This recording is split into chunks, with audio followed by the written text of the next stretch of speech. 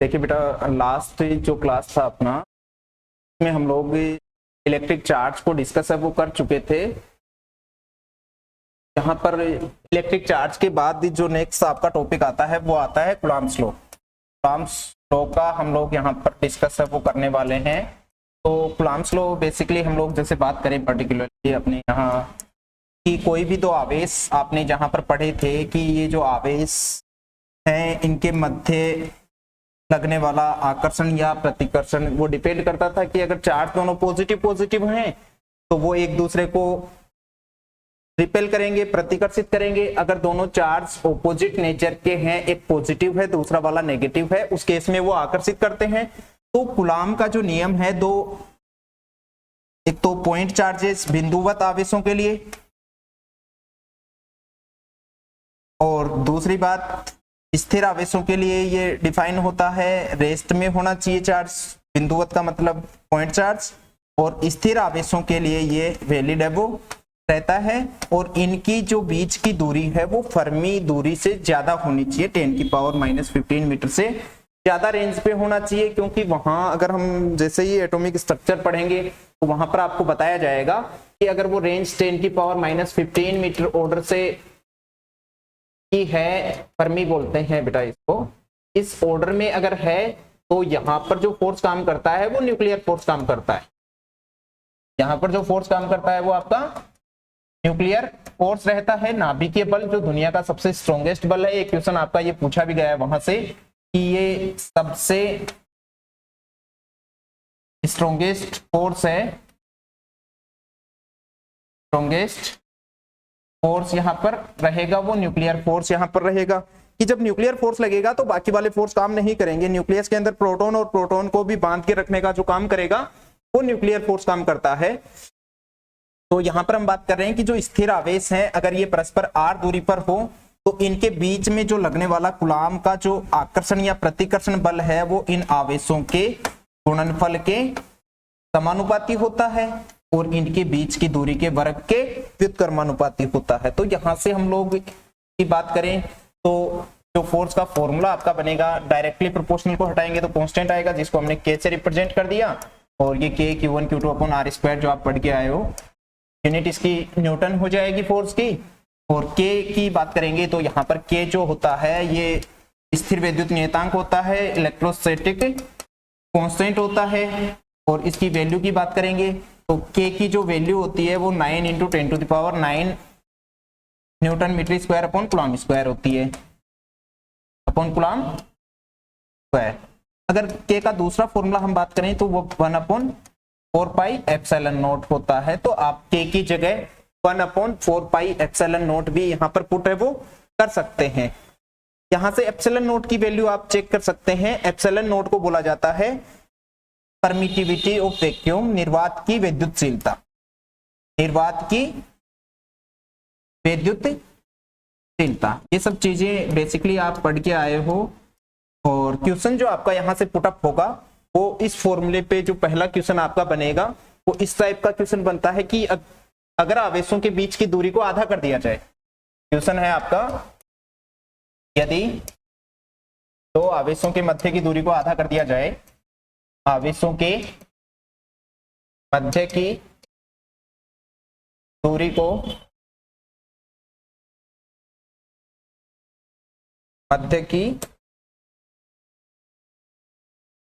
को आधा कर दिया जाए तो क्या फर्क पड़ेगा, कर दिया जाए तो नया बल क्या होगा, नया बल क्या होगा। तो इस टाइप का एक बेसिक सा क्वेश्चन यहाँ पर आपको पूछा जाता है कि F is directly proportional to 1/r square.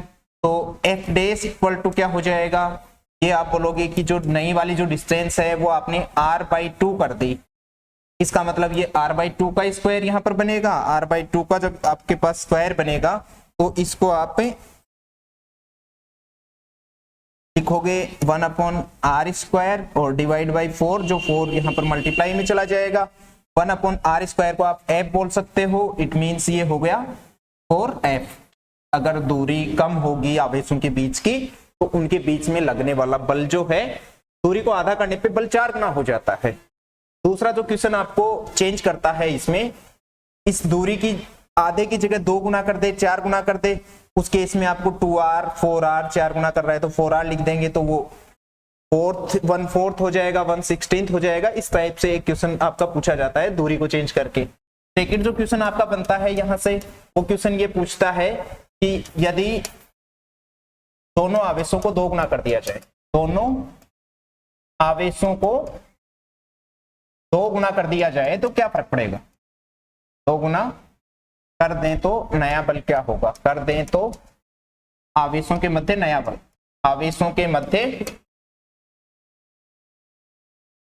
लगने वाला नया बल क्या होगा। तो इस केस में क्या करना है आपको कि आपको बोला है आवेशों को, दोनों आवेशों को 2 गुना किया है तो F is directly proportional to Q1 Q2, means ये कह रहा है कि अगर ये चार्ज है, ये चार्ज है, इनका जो गुणा होगा उसके तुल्य होता है। लेकिन अगर आप इसको 2 गुना कर रहे हो तो नया वाला जो फोर्स होगा F डैश, दोनों आवेशों को 2 गुना कर दिया, 2 of Q1 into 2 of Q2 पे ये डिपेंड करेगा। और यहां से आपके पास Q1 और Q2 तो आएगा ही, साथ में 4 एक्स्ट्रा आ जाएगा और Q1 इंटू Q2 को आप F बोल सकते हो। तो यहाँ पर क्योंकि ये F के डायरेक्टली प्रोपोर्शनल थे तो नया वाला जो फोर्स है वो 4 टाइम ऑफ F हो जाएगा। दोनों आवेशों को आधा कर दिया जाए तो क्या फर्क पड़ेगा, तो वो फोर्स जो है वो 1/4 हो जाएगा। तो इस टाइप का आपको एक, या तो वो आवेश को बदलता है या फिर चार्ज को बदलता है, तो एक क्वेश्चन आपको यहां से देखने को मिल सकता है पर्टिकुलरली, जैसे नर्सिंग और पैरामेडिकल की एग्जाम में काफी बार ये क्वेश्चन पूछा जाता है। एक आता है बेटा सेकंड जो है अपना फॉर्मूला माध्यम में बल। अगर माध्यम में कूलम्ब बल की बात करें तो माध्यम में कूलम्ब बल क्या होता है, तो इसके लिए जब आपको देखना है कि फोर्स जो होता है इन मीडियम वो 1/4 पाई एप्सिलॉन नॉट वैक्यूम में था, Q1 Q2 upon R square आपने पढ़ रखा है। अब भी माध्यम जब भी आ जाता है तो माध्यम का जो अपवर्तनांक होता है, सॉरी माध्यम की विद्युतशीलता जो होती है एप्सिलॉन R, उससे आपको इससे एप्सिलॉन नॉट को गुणा कर देना है। इसका मतलब F जो मीडियम होगा वो आपका F वैक्यूम में जो लग रहा है और एक्स्ट्रा जो आएगा वो आपके पास एप्सिलॉन R है वो आ जाएगा। कि ये तो निर्वात में जो बल लग रहा था अभी तक जो आप पढ़ के आए थे Q1 Q2 upon R square, इसके अलावा सिर्फ इसमें एप्सिलॉन R का डिवाइड किया जाता है। एप्सिलॉन R को बोला जाता है माध्यम की सापेक्ष विद्युतशीलता। देखो एप्सिलॉन की 3 टर्म आती हैं अपने पास, एक एप्सिलॉन नॉट आता है, एक एप्सिलॉन आता है और एक एप्सिलॉन R आता है। तीनों दिखने में एक जैसी हैं लेकिन काफी बड़ा राज उनका होता है। एप्सिलॉन होती है माध्यम की सापेक्ष, माध्यम की सापेक्ष, ये होती है माध्यम की निरपेक्ष, एब्सोल्यूट बोलते हैं। R का मतलब होता है रिलेटिव, ये होती है माध्यम की सापेक्ष, रिलेटिव। R का मतलब रिलेटिव, ये है रिलेटिव परमिटिविटी और दूसरा ये है एब्सोल्यूट परमिटिविटी और ये है आपकी निर्वात की निरपेक्ष विद्युतशीलता, निर्वात की एब्सोल्यूट परमिटिविटी, निरपेक्ष विद्युतशीलता। ये चीज आपको देख लेनी है जल्दी से कि इनमें क्या रिलेशन होता है। तो रिलेशन की बात करें तो एप्सिलॉन इक्वल टू होता है एप्सिलॉन नॉट एप्सिलॉन R के, epsilon equal to epsilon naught epsilon R के। एक क्वेश्चन आपको जो जनरली देखने को यहां से मिलता है वो क्वेश्चन ये मिलता है कि इनका आपको कुछ डेटा देता है और उस डेटा में पूछ लेता है कि जैसे एप्सिलॉन R की वैल्यू क्या होगी। जैसे पानी के लिए पूछा जाए तो 81 होती है, किसी भी गैस या फिर निर्वात या फिर न्यूनतम या फिर किसी माध्यम में निर्वात के लिए या फिर गैस के लिए लिख के बता देता हूँ, तो वो चीजें आपको पूछी जाती है। तो उनकी वैल्यूज आपको ध्यान रखनी है। इसकी वैल्यू और इसकी जो यूनिट होती है वो coulomb square upon newton metre square. जो के की जो यूनिट आपके पास आ रही थी उसको जस्ट रिवर्ट करके लिखना है। उसका जो डायमेंशनल फॉर्मूला आ रहा था उसको जस्ट रिवर्ट करके आपको लिख देना है। इसकी पूछेगा तो ये यूनिटलेस और डायमेंशनलेस है, ये क्वेश्चन आपको नेक्स्ट आने वाले एग्जाम में पूछा जा सकता है, यूनिटलेस और डायमेंशनलेस। और एप्सिलॉन की जो वैल्यू यूनिट होती है वो similar coulomb square upon newton metre square होती है, क्योंकि यहाँ से एप्सिलॉन आर की वैल्यू फाइंड आउट करेंगे तो एप्सिलॉन अपॉन एप्सिलॉन नॉट होगा, दोनों एक दूसरे को कैंसिल आउट कर देंगे, तो यहाँ पर इनकी कोई यूनिट आपको एप्सिलॉन आर की देखने को नहीं मिलेगी। एप्सिलॉन आर के कुछ मान मैं आपको याद करवाता हूँ। एप्सिलॉन आर के कुछ मान आपको याद रखने हैं, जैसे पानी के लिए है 81 एप्सिलॉन आर। और दूसरा हम बात करें धातुओं के लिए या चालक के लिए, धातु बोले या कोई भी चालक बोलता है या किसी भी पर्टिकुलर धातु का एग्जाम्पल भी आपको दे सकता है, जैसे कॉपर दे दिया, सिल्वर दे दिया, गोल्ड दे दिया, उनके लिए भी पूछे तो धातु होनी चाहिए, चालक होना चाहिए, उसके लिए ये वैल्यू होती है इंफिनिटी, अनंत होगी। एक आप बात करो निर्वात के लिए तो ये वैल्यू 1 होती है। निर्वात के लिए वैसे ये डिफाइन ही नहीं होती, लेकिन बात करें फिर भी एप्सिलॉन आर की तो वो हम 1 बोल सकते हैं। इसके लिए न्यूनतम वैल्यू पूछे एप्सिलॉन आर की तो वो भी 1 होती है। किसी भी गैस के लिए बात करें, किसी भी gas as like hydrogen, N2O2 या किसी भी निर्वात या गैस की बात करेंगे तो इनकी एप्सिलॉन आर की वैल्यू अप्रोक्स इक्वल टू 1 होती है, एक से थोड़ी सी ज्यादा होती है, क्योंकि एप्सिलॉन आर का आपको पता होना चाहिए कि एप्सिलॉन आर या तो बड़ा होता है या इक्वल हो सकता है 1 के। तो कई बार ये रिजल्ट भी आपको देखने को मिल सकता है एग्जाम में कि एप्सिलॉन आर बड़ा होगा या छोटा होगा, ये चीज भी आपको यहाँ से ध्यान दे लेना है। नेक्स्ट एप्सिलॉन आर के डेटा की बात हो गई। नेक्स्ट अपना जो टॉपिक आ रहा है बेटा वो आ रहा है इलेक्ट्रिक फील्ड। इलेक्ट्रिक फील्ड विद्युत क्षेत्र।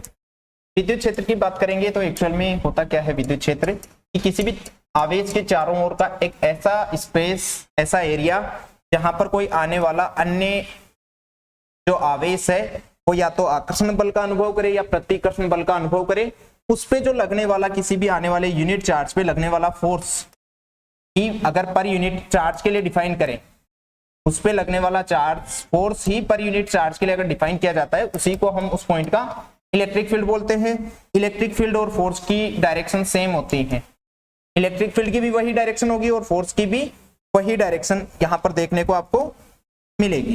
तो देखिए इसमें इक्वल टू है आपके पास F अपॉन Q, तो यहाँ से F होता है आपका K Q1, second charge Q0 है अपॉन R स्क्वायर, और इसको आपको Q0 जो चार्ज है उससे डिवाइड करना है, Q0 से Q0 कैंसिल हो जाएगा। E का जो रिजल्ट है वो आपको ध्यान रखना है KQ अपॉन R स्क्वायर। ये किसी बिंदु आवेश के लिए पूछा जाए चार्ज तो ये होता है। जैसे आपको बात करें विद्युत क्षेत्र के मान, फॉर्मूले आपको डायरेक्ट जो याद रखने हैं जहां से क्वेश्चन जनरली पूछा जाता है। विद्युत क्षेत्र के सूत्र कौन कौन से आपको ध्यान रखने हैं। पहला आपको पूछे किसी बिंदु आवेश के लिए, किसी बिंदु आवेश के लिए तो E का जो फॉर्मूला होगा वो होगा KQ अपॉन R स्क्वायर।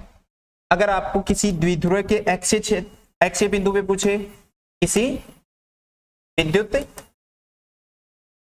द्विध्रुव, वैसे मैं अलग से एक द्विध्रुव का वीडियो डालूंगा, उसमें आपको काफी चीजें देखने को मिलेंगी विद्युत द्विध्रुव के कारण। अब इस पे एक तो आता है एक्सीय बिंदु पर तीव्रता और एक आती है निरक्षीय पे। डेरिवेशंस आप कैसे होते हैं, क्यों होते हैं, मत याद करना, सिर्फ फॉर्मूले याद रखना ताकि क्वेश्चन जो हो जाए डायरेक्ट। और एक्सीय बिंदु पे होती है 2kp अपॉन r क्यूब, और एक्सीय पे होती है kp अपॉन, निरक्षीय पे होती है kp अपॉन r क्यूब, एक्सीय पे होती है 2kp अपॉन r क्यूब। अगर आपको इनका रेशियो पूछा जाए क्वेश्चन में, आपको एक्सीय और निरक्षीय का रेशियो की बात है वो करता है जनरली, और जो रेशियो होता है उस रेशियो को देखेंगे आप, तो इन दोनों को जब आप डिवाइड करोगे तो वो रेशियो आएगा 2:1। एक्सीय और निरक्षीय का पूछे तो 2:1, निरक्षीय और एक्सीय का पूछे तो 1:2। तो या तो आपको इस फॉर्मूले से क्वेश्चन देखने को मिलता है कि KQ अपॉन R स्क्वायर किसी बिंदु आवेश के लिए हो जाएगा। किसी विद्युत द्विध्रुव के कारण अगर आपको अक्षीय और निरक्षीय बिंदु पर तीव्रता या फिर विद्युत क्षेत्र की तीव्रता की बात करें तो एक्सीय पे होती है 2kp अपॉन R क्यूब और एक्स निरक्षीय पे होती है Kp अपॉन आर क्यूब, इसको बोलते हैं इक्वेटोरियल और इसको बोलते हैं एक्सियल पॉइंट। तो एक्सियल और इक्वेटोरियल दोनों की बात करें, एक्सियल और इक्वेटोरियल का रेशियो 2:1, पहले ए आता है बाद में ई आता है, तो 2 और 1 ऐसे उसका जो रेशियो है वो जस्ट ऑपोजिट होता है। इक्वेटोरियल अपॉन एक्सियल का बात करेंगे तो 1:2 हो जाएगा। इसमें तीसरा जो फॉर्मूला आपको विद्युत क्षेत्र का पूछा जाता है कि विद्युत क्षेत्र पूछे किसी सतह के ऊपर किसी तार के कारण, देख लो किसी अनंत लंबाई के तार के कारण, अनंत लंबाई के तार के कारण, इसका आता है equal to 2k lambda upon R, 2k lambda upon are.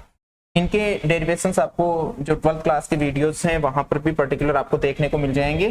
सिर्फ यहाँ पर आपको जनरल डायरेक्ट फॉर्मूला पूछे तो इस टाइप से ये फॉर्मूले आपको बता देने। यहाँ पर लैम्डा जो होता है वो चार्ज पर यूनिट लेंथ होता है कि जितना चार्ज जितनी लेंथ को दिया हुआ है उसके लिए। अगर इसको आपको अर्ध अनंत लंबाई का बोलता है तो ये 2 हटा देना है आपको, इसका आधा हो जाएगा रिजल्ट। मतलब अर्ध अनंत लंबाई के तार के कारण पूछे, अर्ध अनंत लंबाई के तार के कारण, तो ये ई का जो रिजल्ट आएगा वो k लैम्डा अपॉन आर आ जाएगा। ई का जो रिजल्ट आएगा वो k लैम्डा अपॉन आर का जस्ट हाफ हो जाएगा। नेक्स्ट आपको जैसे किसी चालक सतह के लिए पूछे, तो सतह के लिए बात करें तो फिफ्थ जो है सतह के लिए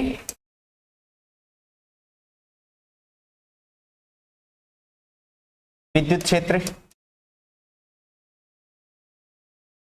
सतह के लिए विद्युत क्षेत्र की बात करेंगे तो सतह का आ जाएगा सिग्मा अपॉन एप्सिलॉन नॉट। बेटा सिग्मा और ये सब चीजें मैं बता चुका हूं तुम लोगों को आवेश वितरण में, उसका पर्टिकुलर जो वीडियो है वो देख लेना।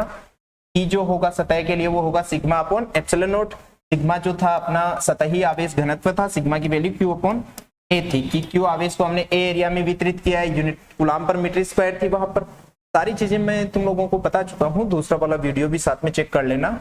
और नेक्स्ट जो है आपके पास वो पूछता है कि जैसे अगर कोई भी सममित आपको ऑब्जेक्ट दे देता है उसके केंद्र पे पूछता है, जैसे गोले के कारण आपको पूछा जाता है, गोले के कारण।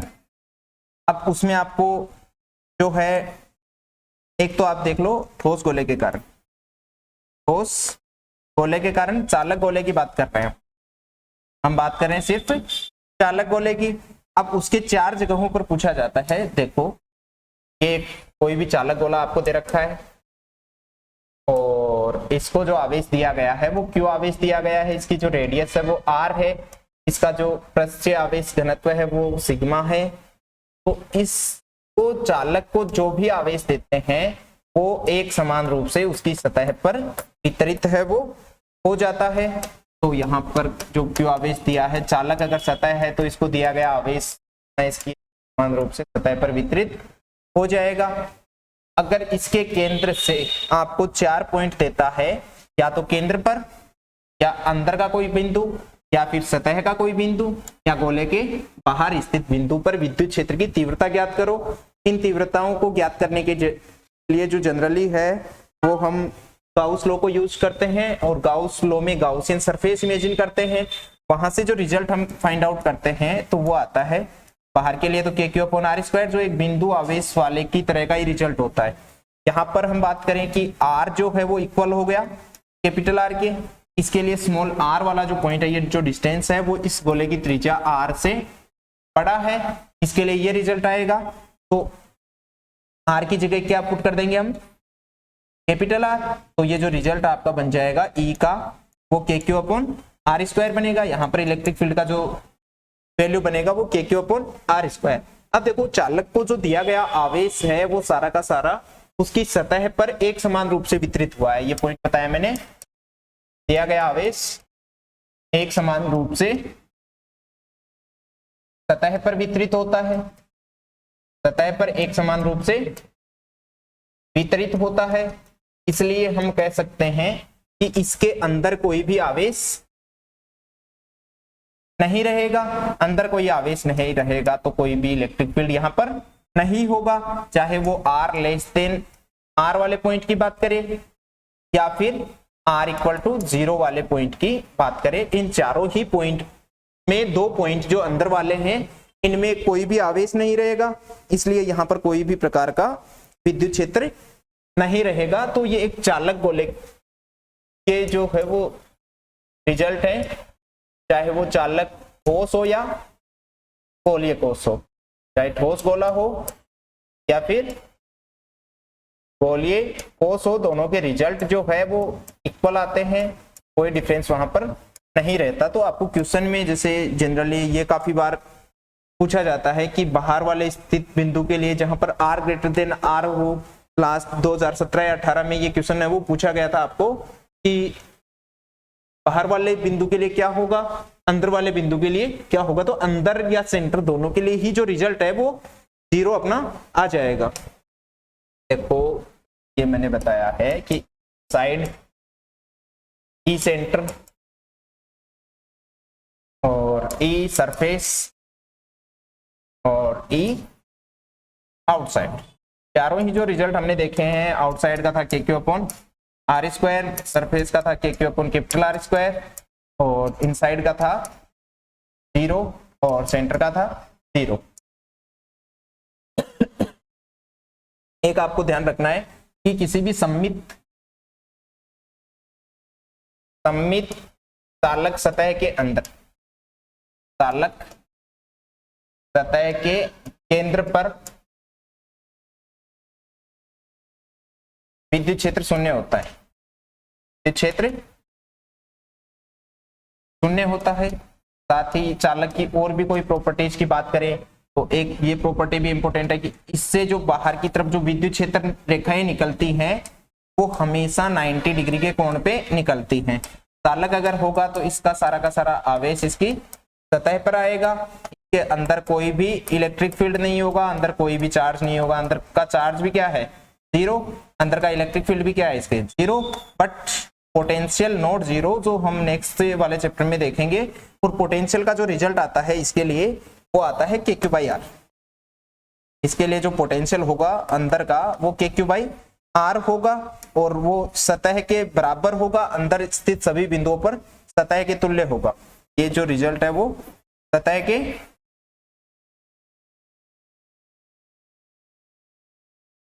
तुल्य यहां पर आपको देखने को मिलेगा।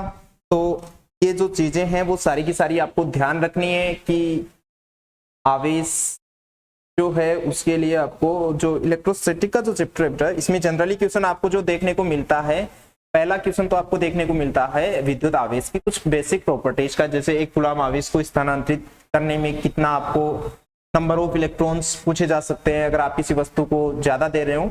तो एक बार क्विक समरी और देख लो इसका पूरे का। सबसे पहले आपने आवेश की बात करी थी, आवेश का जो लिखा था आपने वो ये बताया था कि अगर 1 कूलम का ट्रांसफर करना हो तो 1.6.25 इंटू 10⁻11 18 इलेक्ट्रॉन्स का ट्रांसफर होगा यहाँ पर। अगर 1 कूलम का हो, इससे ज्यादा अगर आपको करना हो तो इससे मल्टीप्लाई कर लो, अगर आपको 1/100 करना हो तो इसको 1/100 से गुणा कर दो, जो भी आवेश देता है आपको इसको गुणा कर देना है। एक फॉर्मूला आपने पढ़ा है Q equals two plus minus NE, plus कब आता है माइनस कब आता है, जब पॉजिटिव चार्ज आता है तो उसकी साइज बढ़ती है या कम होती है, इस टाइप का क्वेश्चन आपको पूछा जाता है। पीछे वीडियो में सारा जो है वो एक्सप्लेन किया जा चुका है। साथ ही हम लोग बात करें कि इसके कुछ और भी प्रॉपर्टी थी जैसे एडिटिविटी, कंजर्वेशन की यूनिट या फिर ये स्केलर क्वांटिटी है, यूनिट इसकी कूलम होती है, ये सारी प्रॉपर्टीज पीछे बताई जा चुकी हैं आपको, लेकिन क्वेश्चन जो बना हुआ है वो इसी पे बना हुआ है। लेकिन आपको फोर्स पड़ा है, फोर्स जो है वो Q1 Q2 upon R square है। अगर आप चार्ज को डबल कर दोगे, 3 गुना कर दोगे, डिस्टेंस को आधा कर दोगे, डिस्टेंस को बढ़ा दोगे तो कितना बल लगेगा, ये निर्वात का बल है। अगर माध्यम में पूछा जाता तो आपको इस निर्वात वाले बल में एप्सिलॉन R को डिवाइड कर देना। एक क्वेश्चन जैसे एप्सिलॉन R वाले का क्वेश्चन बताना भूल गया था मैं वहां, ये क्वेश्चन देखो कि अगर कोई भी दो आवेश हैं उनके बीच में 100 न्यूटन का फोर्स लग रहा है, कोई भी दो आवेशों के बीच में एक Q1 है एक Q2 है, इनके बीच में 100 न्यूटन का फोर्स लग रहा है, अगर आपको पूछे कि इस निकाय को पूरे को पानी के अंदर ले जाएं, इस निकाय को पानी से भरे किसी बीकर के अंदर डुबो दिया जाए, तो इनके मध्य आवेशों के मध्य लगने वाला जो नया बल है वो क्या हो जाएगा। अच्छा क्वेश्चन था। तो यहां पर आपको क्या करना है, निर्वात का बल और पानी का जो एप्सिलॉन आर है 81, उससे आपको इसको डिवाइड कर देना है। तो जो 100 न्यूटन है उसमें आपको एप्सिलॉन आर 81 से डिवाइड कर देना, वही आपका आंसर हो जाएगा इसमें कि नया वाला फोर्स जो है वो 1/80 टाइम्स जो है वो कम हो जाएगा या बढ़ जाएगा। तो यहाँ पर 1/80 टाइम्स कम हो जाएगा, कम हो रहा है फोर्स, 1/80 टाइम्स हो जाएगा। और ओवरऑल फोर्स की बात करेंगे तो वो डिक्रीज होगा। यहाँ पर कोई भी माध्यम में जो बल होता है, एप्सिलॉन आर की वैल्यू की बात करी थी कि वो हमेशा बड़ा होता है 1 से, उस केस में एप्सिलॉन आर जो होता है 1 से बड़ा है, उस केस में जो डिवाइड होने वाली वैल्यू आएगी वो हमेशा 1 से बड़ी आएगी, जिससे ये वाली वैल्यू है वो डिक्रीज हो जाएगी। ये वैल्यू हमेशा बड़ी होती है इसलिए ये डिक्रीज होगा कि निर्वात में बल अधिकतम लगता है। ऐसा स्टेटमेंट आपको लिखा हुआ मिले तो वो भी करेक्ट होगा। निर्वात में बल अधिकतम होता है, निर्वात में बल अधिकतम लगेगा आवेशों के बीच में, आवेशों वाले केस। नेक्स्ट, आपने विद्युत क्षेत्र के सारे रिजल्ट अभी आपने देखे ही हैं। विद्युत क्षेत्र रेखाएं बनती हैं, एक आप 12th क्लास में पढ़ के आए थे। विद्युत क्षेत्र रेखाएं, जो विद्युत क्षेत्र रेखाओं की जो दिशा होती है वो धनावेश से ऋणावेश की तरफ होती है। अगर यहाँ पर कोई पॉजिटिव चार्ज आ जाए, आपने क्वेश्चन में बोल दिया कि अगर किसी पॉजिटिव चार्ज को हम विद्युत क्षेत्र के परपेंडिकुलर फेंक रहे हैं या प्रक्षेपित करवाया जा रहा है v वेलोसिटी से, तो इस पे क्या फर्क पड़ेगा। तो ये पॉजिटिव जैसे ही इस विद्युत क्षेत्र में जाएगा, आपको पता है कि पॉजिटिव इसको प्रतिकर्षित करेगा और नेगेटिव इसको आकर्षित करता है। उस केस में ये जो पॉजिटिव चार्ज है वो आपका इधर मूव करने लग जाएगा और ये परवलयाकार पथ पर गमन है वो करेगा। इसका जो पाथ बनेगा वो कैसा बनेगा, परवलयाकार। अगर इस पे लगा टोटल फोर्स पूछता, अगर ये क्यू चार्ज होता, इलेक्ट्रिक फील्ड इंटेंसिटी ई होती, तो F E equal to F upon Q होता है। तो आपने पढ़ रखा है, तो F equal to Q into E. दिए गए आवेश को अगर इलेक्ट्रिक फील्ड से मल्टीप्लाई कर दिया जाता है तो उस पे लगने वाला नेट फोर्स यहाँ पर फाइंड आउट किया जा सकता है। तो यहाँ पर हम नेट फोर्स भी इसका फाइंड आउट कर सकते हैं। और परवलयाकार पथ, अगर इसी क्वेश्चन में मैं नेगेटिव को प्रक्षेपित करवाता तो क्या होता, ये विद्युत क्षेत्र रेखाओं की जो दिशा होती है धनात्मक से ऋणात्मक की ओर होती है, यहाँ पर हमने नेगेटिव को प्रक्षेपित करवाया है। उस केस में क्या होगा, नेगेटिव को जब प्रोजेक्ट करवाएंगे, यहाँ पर नेगेटिव का प्रोजेक्शन होगा, उस केस में क्या होगा, नेगेटिव को जैसे यहाँ पर फेंकेंगे, ये नेगेटिव तो इसको प्रतिकर्षित करेगा, पॉजिटिव इसको आकर्षित करेगा, तो ये इधर की तरफ है वो घूम जाएगा धनावेश की तरफ या फिर विद्युत क्षेत्र के विपरीत दिशा में। तो धनावेश जो होता है उस पर क्यूई बल लगता है और वो विद्युत क्षेत्र की दिशा में लगता है, विद्युत क्षेत्र की दिशा में।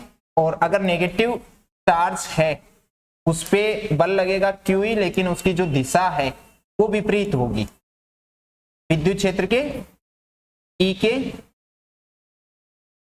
विपरीत दिशा में, इलेक्ट्रिक फील्ड के विपरीत दिशा में इस पे जो है वो बल लगेगा। अगर आपको यहां पर किसी न्यूट्रॉन को प्रोजेक्ट करवाया जाता, न्यूट्रॉन का आपको पता है कि कोई चार्ज नहीं होता, इसलिए ये भाई साहब सीधे निकल जाएंगे, इन पे कोई फर्क नहीं पड़ेगा। न्यूट्रॉन जो है वो चार्जलेस है। एक साथ में अगर आपको गामा पार्टिकल्स का प्रोजेक्शन यहां पर करवाते, गामा किरणें, गामा किरणों को अगर विद्युत क्षेत्र में, एक समान विद्युत क्षेत्र में, विद्युत क्षेत्र के जो लंबवत है अगर प्रक्षेपित करवाया जाता तो वो भी सीधी यहाँ पर निकल जाती। तो ये भी आपको ध्यान रखना है। अल्फा की बात करते तो अल्फा पे पॉजिटिव चार्ज होता है, इसलिए जैसा प्रोटॉन के लिए बात आई थी या पॉजिटिव चार्ज के लिए आई थी वही तरीके से ट्रीट करना है। इसी तरीके से हम लोगों को अगर पूछा जाए ड्यूटेरियम या ड्यूट्रॉन, वो भी पॉजिटिवली चार्ज पार्टिकल होता है। एक होता है आपका बीटा पॉजिटिव, एक होता है बीटा नेगेटिव।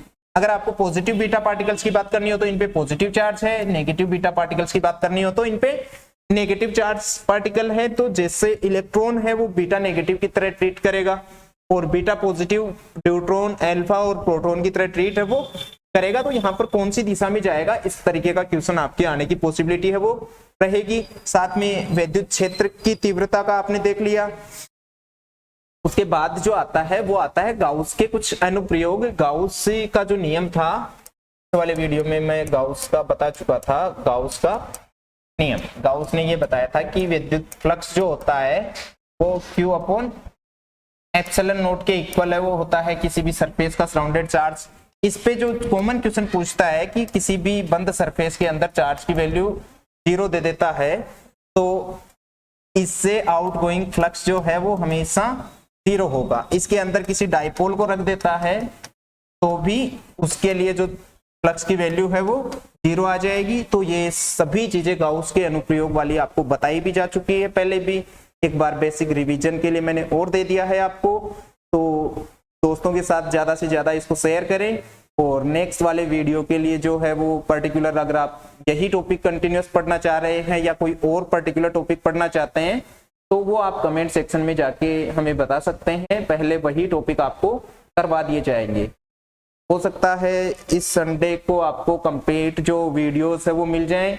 इसके लिए आप चैनल को जो है वो सब्सक्राइब करके रखें। कुछ वीडियोस जो है वो अभी अनलिस्टेड नहीं किए जा रहे किसी रीजन की वजह से। हो सकता है आपकी एग्जाम से 1-2 दिन पहले या फिर आपके कमेंट्स अगर कंटिन्यूस मिलेंगे, आपका प्यार मिलेगा तो उनको जो है वो पब्लिक कर दिया जाएगा। तो इसके लिए दोस्तों के साथ ज़्यादा से ज़्यादा इसको शेयर करते रहें। आप लोगों की तरफ से रिस्पॉन्स अगर अच्छा रहेगा तो हम लोग भी आपको अच्छा रिस्पॉन्स है वो देने की कोशिश करेंगे। ठीक है दोस्तों, मिलते हैं अपने नेक्स्ट वीडियो में।